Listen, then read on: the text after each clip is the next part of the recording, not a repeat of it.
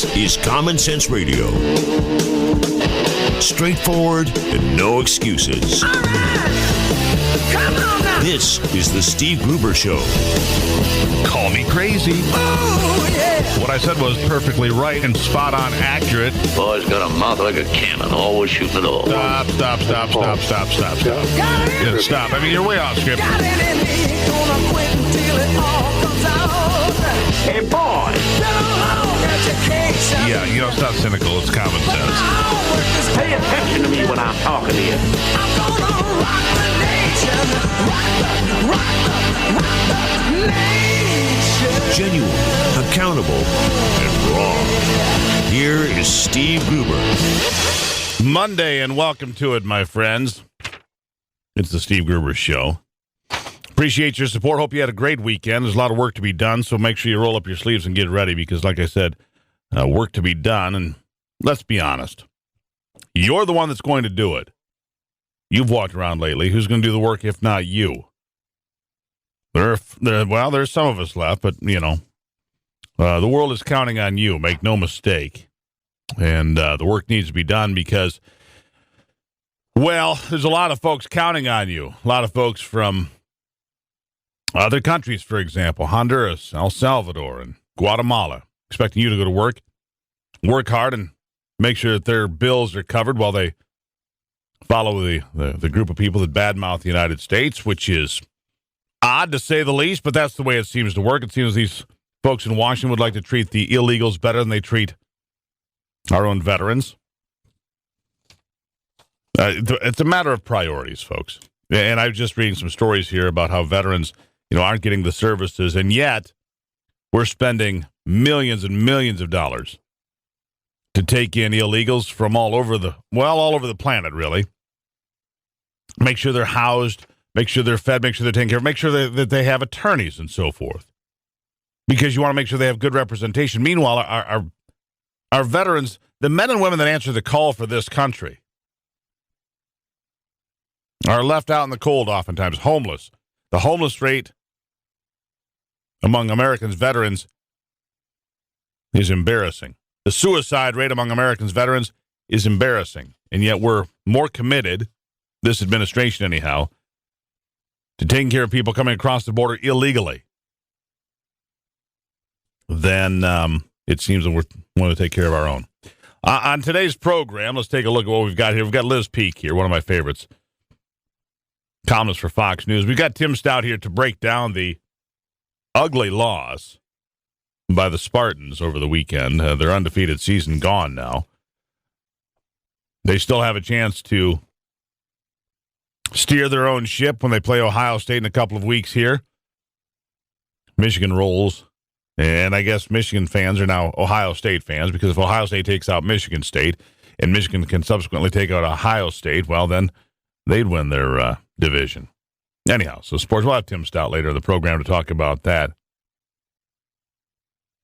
And then we have a question for you. Why did the EPA, why did the Environmental Protection Agency spend $1.4 million on guns? $1.4 million? Yeah, you won't like the answers. And, of course, the professor is here today. Professor Saxe, class will be in session. How about this thing going on in Southern California? Have you heard about this? They're closing certain flyways around LAX. LAX, of course, the big airport in Los Angeles. But the Navy Strategic Systems programs are holding missile test flights at sea from the USS Kentucky. One of the boomers, by the way. A sister ship to the Kentucky is the Michigan, also the Ohio. They are the Trident-class nuclear submarines. Many years ago, I was aboard the USS Michigan in SeaTac, Seattle-Tacoma area, in Puget Sound. It is an impressive boat, to say the least. 24 missile tubes. Each missile can carry 10 nuclear warheads. You could have a total of 240 nuclear weapons on board one ship. Of course, it's all classified. They can't tell you what is and what isn't. But the ship named in honor of our state here is an impressive piece of equipment. One of the boomers, the last line of defense, they call it. But there was panic and speculation all through Southern California as these missiles were roaring through the sky. Tests were part of a scheduled ongoing system evaluation test. Launches are conducted on a frequent recurring basis to ensure the continued reliability of the system. Each test activity provides valuable information about our systems, thus contributing to assurance of our capabilities. Fascinated residents shot video of the lights and so forth. Looked like a shooting star, said some. Well, hopefully they don't ever have to see that for real. Also today marks the 40th anniversary, believe it or not, 40 years since the Edmund Fitzgerald disappeared beneath the waves of Lake Superior. Yeah, the Edmund Fitzgerald, 40 years. I want you to think about that because you probably have some memories about that time. I do. I was, well, obviously younger. I was a child. Middle school, I suppose. When the boat disappeared on the 10th of November, 1975. Immortalized, of course, by Gordon Lightfoot in the chilling song, The Wreck of the Edmund Fitzgerald. I mean, time passes. 40 years. Can you imagine? Anyhow, Brian's on the line in Southern Michigan on the hotline this morning. Brian, welcome to the program. Good morning, Steve. There's a lot of crazy things going out there, Steve. And one of them is the last load of coal is being delivered to, I think, Muskegon, Michigan. That's correct. I think the goal is to make it so humans don't exist. Now, if you read in the good book, it talks about how God created the earth for man, not man for the earth, where God gave man the ability to name every animal. So if God didn't have men in such high regard, why would he have given us the ability to name every animal if he didn't want us to exist? In fact, he got so mad at us, he took us out in the Great Flood, but then he allowed us to exist. That's how much he loves us. But yet you have these goofballs out there that just don't want us to exist, Steve. Well, that's absolutely true, Brian. I appreciate the call. I mean, the extreme environmentalists, make no mistake, would prefer that we didn't exist at all. The best way to save the planet is to not be here. And in fact, some suggest, I wrote this story just recently. Go to stevegruber.com. You should find this story. It's one of my blog posts. I know you can find it for sure at the Steve Gruber Show Facebook page. You know, save the planet, kill yourself. Because that's really what it comes down to. Brian's actually onto something there that, you know, when I went to college in Montana, they would have rather run a fence around the whole state of Montana and turn it into a national park, a park that was not to be used by people.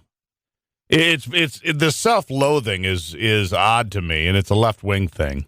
Self-loathing, whether it's, you know, white guilt, and in this case, he's just guilty about being a person. You know, just human guilt, I suppose. At any rate, it's 14 after the hour on a Monday. A lot of big things to get to. We'll talk again right after this.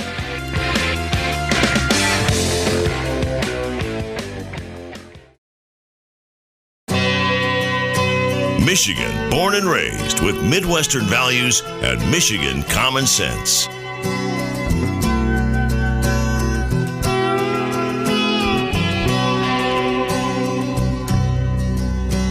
The legend lives on from the Chippewa on down of the big lake they call Gitchagumi.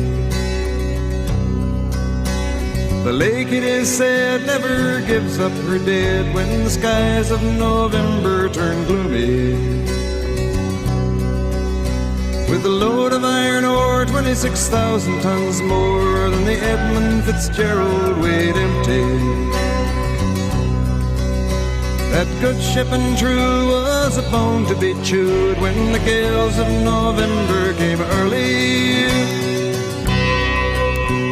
The ship was the pride of the American side, coming back from some mill in Wisconsin. As the big freighters go, it was bigger than most, with a crew and good captain well seasoned. concluding some terms with a couple of steel. You know, it's interesting. When they left fully loaded for Cleveland. It's interesting that Then later that night, even now, 40 years later, could it be the north wind? the place that this ship occupies in the minds, memories, and hearts of people from Michigan. I had no connection to sailing or ships or the shipping industry, and yet it was all anybody talked about back then.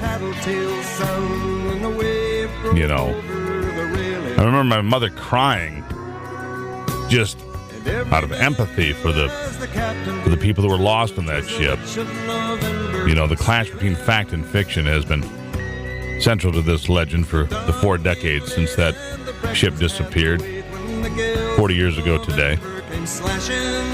It might be surpassed in maritime history and notoriety only by the Titanic, really. It's become an American cultural touchstone in a way that maybe no other Great Lakes tragedy has before or ever will again. You see, because nobody's ever going to find the smoking gun they don't know. In places like Traverse City and Two Harbors and Whitefish Point and Detroit, annual memorial ceremonies will be held this week to honor the 29 men who died when that ship disappeared. And it's pretty well, you know, documented. It left November 9th from Superior, Wisconsin, headed to Zug Island. It was hammered by 60-mile-an-hour winds sustained, 25-foot waves during the final hours. And then, quite honestly, it just disappeared. 29 aboard, none survived, no bodies ever recovered, no distress call ever made. The Fitzgerald was simply there one moment and gone the next. The last words of Captain McSorley were succinct. We are holding our own. And the Arthur Anderson said it was there and then it wasn't there anymore. Anyhow, I think you know, anybody who grew up in Michigan, it's certainly a Michigan thing. It's 21 after. Any thoughts you have today? We'd take those as well. 888-900-9966. 888-900-9966. It's the Steve Gruber Show. We're going to jump to the hotline here for a moment. Steve's on the line. Steve, welcome to the program. Good morning. Now that we've thoroughly and completely demonized Arlen Meekoff and pointed out who he really is, what's going to happen here? I'm at a little bit of a loss with this guy. And when you say we've completely demonized him because of the road funding package, obviously. Yes. I take this whole thing like they just hauled off and gave us a hard slap side the head. They didn't have to raise the fees on registration. They could have added pennies to the gallon. They already have the. I think they already have the designation of being the highest gas tax state in the union. It would be really interesting to listen to what you have to say about how many other things are being taxed through gas, or how many other programs are being run from the taxes of gas tax. Because I'm going to insist on what I've said right from the beginning. They need to demilitarize the roads. They need to turn it over to MDOT. Let MDOT call the shots with an oversight committee and get it done. And like I said, it would be real interesting to hear what programs are being funded by gas tax other than the roads. All right, Stevie. Thanks for checking in. You know, we'll find out. The fact of the matter is a lot of people are angry. And it's not limited to Republicans or conservatives or those that supported the Republicans and said no on Proposal 1, which, by the way, was more than 80% of us when we went to the polls to consider a package of bills and tax increases and so on and so forth. It didn't even get 20% support, and yet it's been turned around and reintroduced and put through. And you wonder if the governor's position is just throwing his hands up and saying, you know what, I need to sign something. I need to get something done on this matter. And after 3 or 4 years of battling back and forth, if this is what I can get, this is what I'm going to sign. But Arlen Meekoff certainly taking a lot of heat, as Steve pointed out. He's not the only one. Kevin Cotter also taking heat. Well, in fact, all the Republicans taking heat for this whole deal, which by the way, isn't fully implemented for another 6 years, not until 2021. So you ask yourself, have we gotten where we wanted to be? Have we gotten to where we wanted to be? Well, some would say not. 888-900-9966, Monday on the Steve Gruber Show. When supper time came, the old cook came on deck saying, fellas, it's too rough to feed you. At 7 p.m. a main hatchway caved in. He said, fellas, it's been good to know you. The captain wired in, he had water coming in.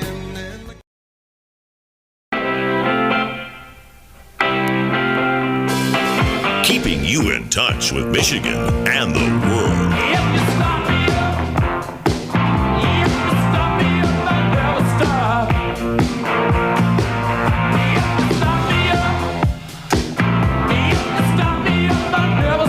All right, welcome back to it.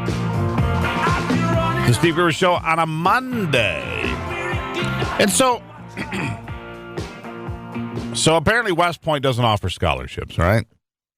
But Dr. Ben Carson, leading pediatric neurosurgeon in the world, probably the greatest neurosurgeon pediatric-wise in the history of the world, made a comment in his book that he had been offered a scholarship to West Point after having a meeting with General Westmoreland and others because he was the top ROTC candidate in Metro Detroit. He far exceeded everybody else in his talent and his abilities and his skills and so on and so forth. But now the liberal media has gone, off the deep end. Politico started the hit job and it was so bad, their deal, saying that he had been discredited, that he had lied, that they had admitted that he had lied about the West Point thing.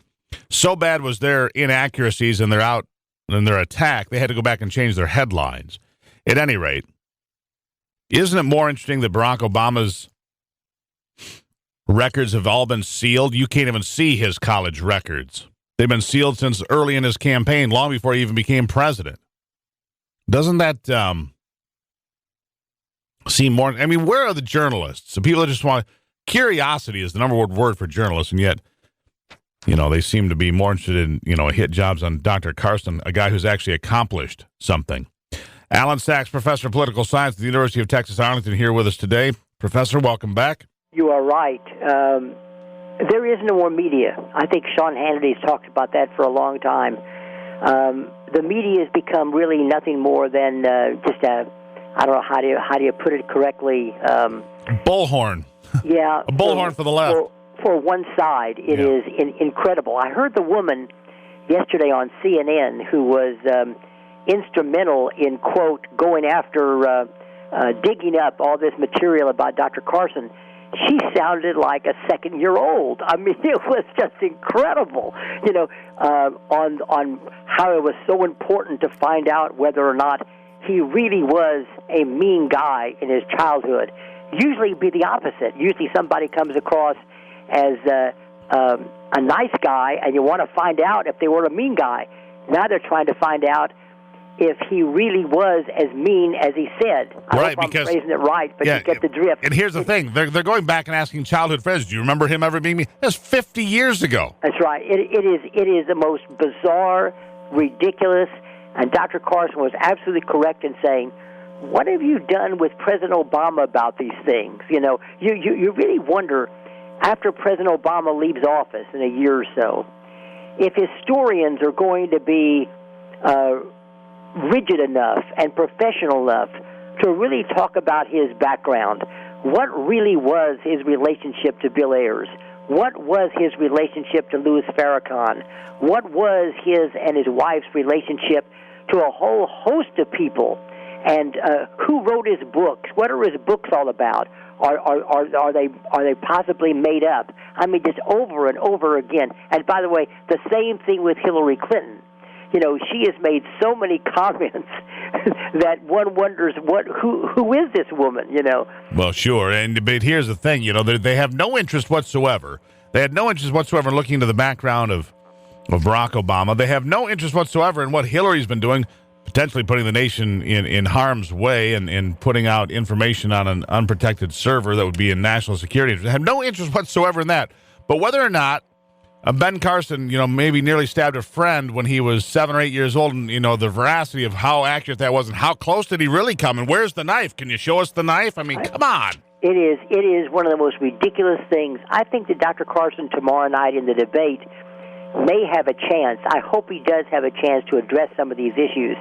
The media has completely forfeited any legitimacy that they may have. Most of the liberal media has really just forfeited any professionalism that they may have that they may have garnered over the years. Yeah, you know, it's baffling. And then let's shift gears a little bit to Donald Trump. Donald Trump on Saturday Night Live over the weekend, a guy who's trying to get, you know, some traction, some footing again. Pretty boring, frankly. I didn't think there was much to it. I thought it was boring too. There was one. I actually stayed up and watched it. There was one skit. Should have watched the Alabama game, where the president of Mexico comes in with a check for the wall, and that was funny. That I'll give you that right. That was the one point. And that was I'll give you that. Here's the check for the wall. I thank you. But aside from that, you're right. It was pretty boring, and but the ratings apparently were very, very high. I thought it was boring. I don't know why he did it. I guess anything to get a little bit of publicity that may help him. But I thought it was just sort of inconsequential. Yeah. So where do you think we're going to be on this debate? Tell me what you think. Well, of course, Chris Christie is gone and Mike Huckabee is gone, which makes sense to me. You know, I thought Chris Christie was kind of hang on, but you know, if Huckabee's gone, how is how is Rand Paul still there? Well, Rick Perry is, of course, gone as well. I don't know why he's in my mind so much, because he was governor of Texas, and I thought he was a pretty good governor. But you're right. Rand Paul is going after Marco Rubio very, very strongly. You know, let some of these people alone. I wish Republicans would quit cannibalizing each other, and in a political sense, and they're doing that. Go after President Obama. Go after Hillary Clinton.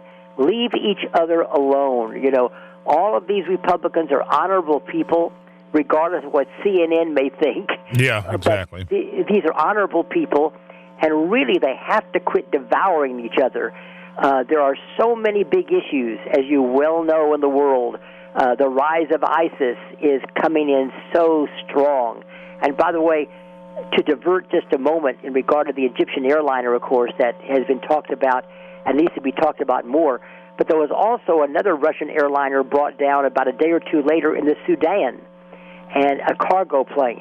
And I don't know if that's related or not, but it seems sort of more than coincidental that 2 Russian planes were brought down probably in a period of 24 to 48 hours. Yeah. So what do you make of that? Where do we stand on that? Here's the thing. I'm sitting here looking at some latest information. The British and the Americans, pretty well, it's a lot. Oh, yeah. This is an ISIS bomb, right? And then the question becomes, how did they get the bomb on there? And not through the front door, obviously, more likely through the back door. You know, somebody's a baggage handler or somebody got paid off or something, right? It didn't walk through the metal detectors in the front end through security. I was watching yesterday on the History Channel. I believe it was the History Channel on cable. It's something that a lot of people watch. I was watching it in between football games and grading papers. And it was about World War II, and I've seen that over and over again, and you have too. But it still gives you the idea that after Pearl Harbor, how the United States reacted in 1941, going to war. What a difference compared to what it is today. President George W. Bush always talked about going to war. We're at war with terrorism. And you want to say, what exactly does that mean today? You know, in World War II, it meant something. We were at war. We were mobilized. We were united. It was a different world. Today, it's a bunch of kindergartners almost going to war. And what is it? And I use the word war today in parentheses, in quotes. Hold that thought, because I want to come back to that about, the fact that we're a bunch of kids doing it. 41 after on a Monday here on the Steve Gruber Show. The Professor back after this.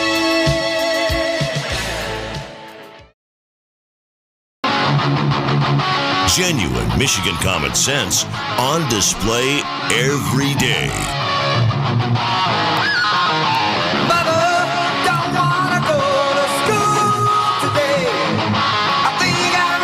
All right, it's 45 after. Back with the Professor now. Class back in session. Hope you took your bathroom break. Make sure your pencils are sharp and have your notebook ready.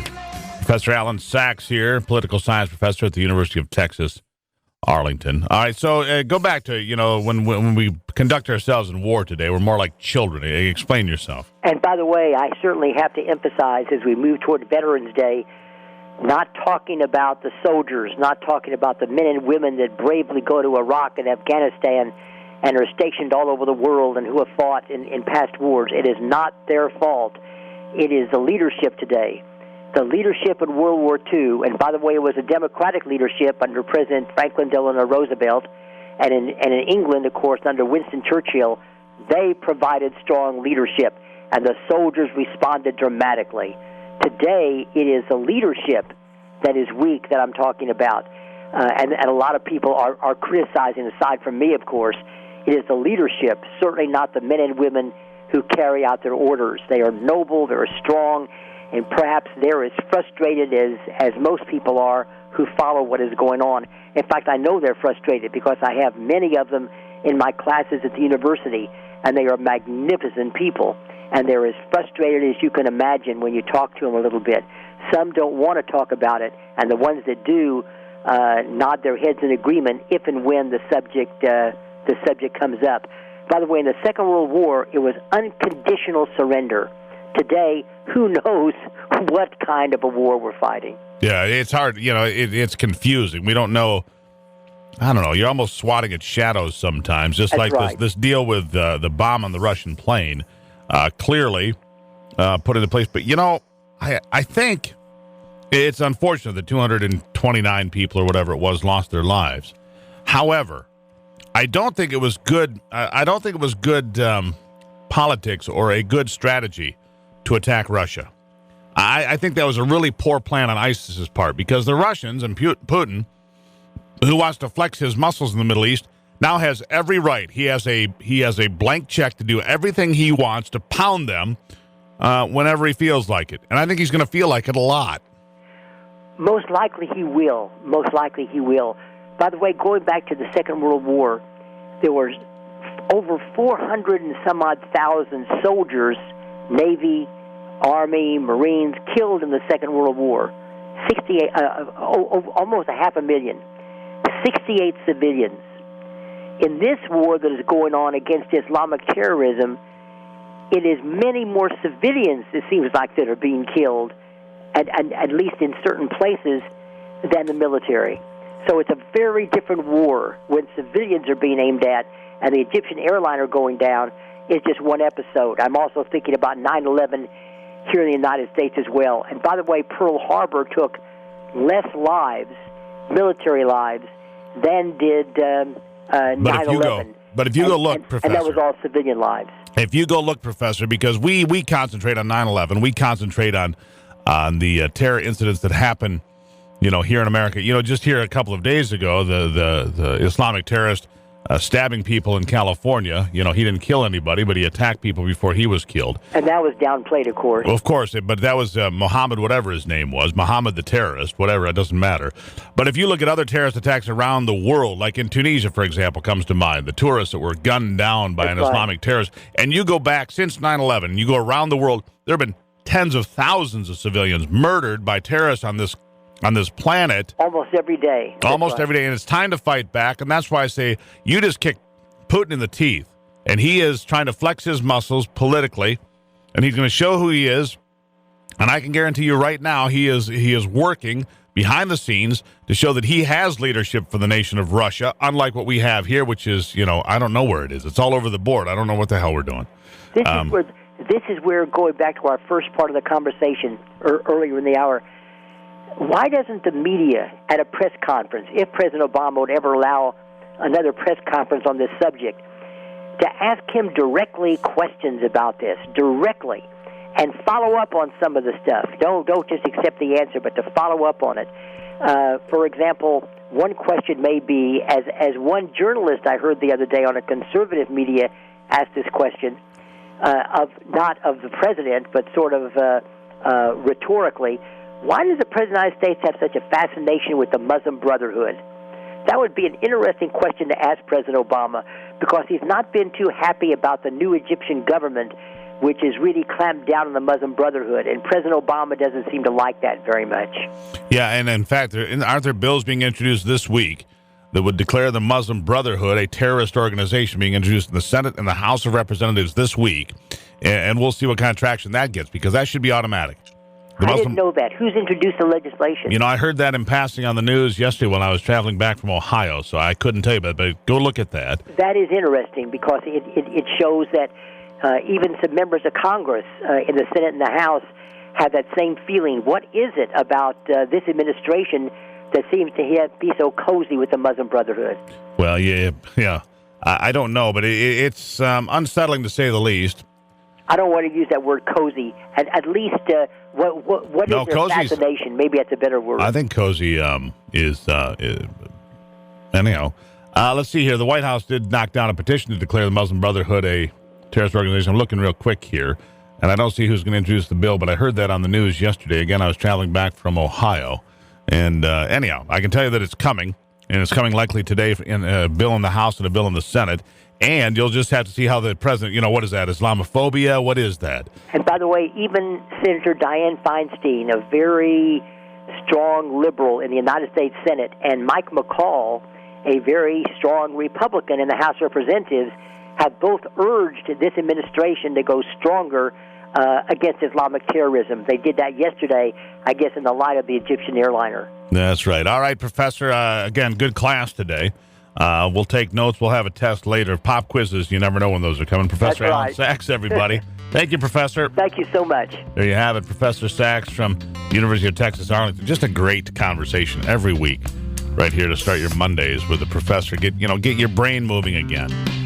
52 after on the Steve Gruber Show.